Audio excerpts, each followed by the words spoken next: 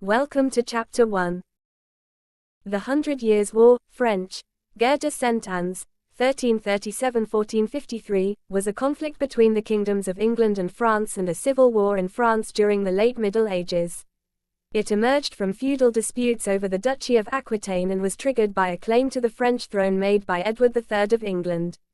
The war grew into a broader military, economic, and political struggle involving factions from across Western Europe, fueled by emerging nationalism on both sides. The periodization of the war typically charts it as taking place over 116 years.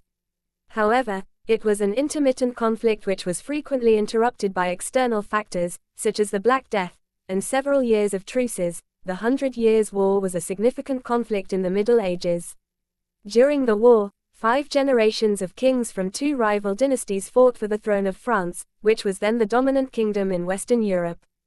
The war had a lasting effect on European history. Both sides produced innovations in military technology and tactics, including professional standing armies and artillery, that permanently changed European warfare. Chivalry, which reached its height during the conflict, subsequently declined.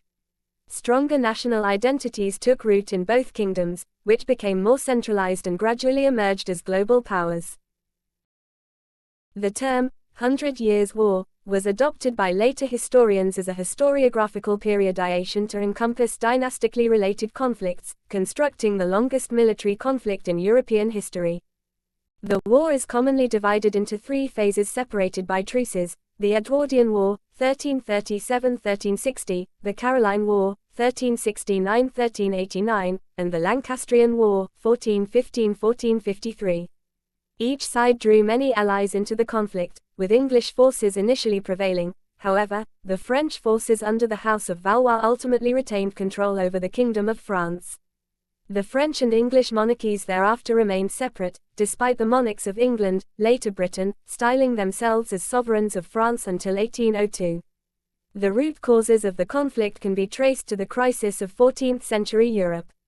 The outbreak of war was motivated by a gradual rise in tension between the kings of France and England over territory. The official pretext was the interruption of the direct male line of the Capetian dynasty. Tensions between the French and English crowns had gone back centuries to the origins of the English royal family, which was French, Norman, and later, Angevin, in origin through William the Conqueror, the Norman duke who became King of England in 1066. English monarchs had, therefore, historically held titles and lands within France, which made them vassals to the kings of France.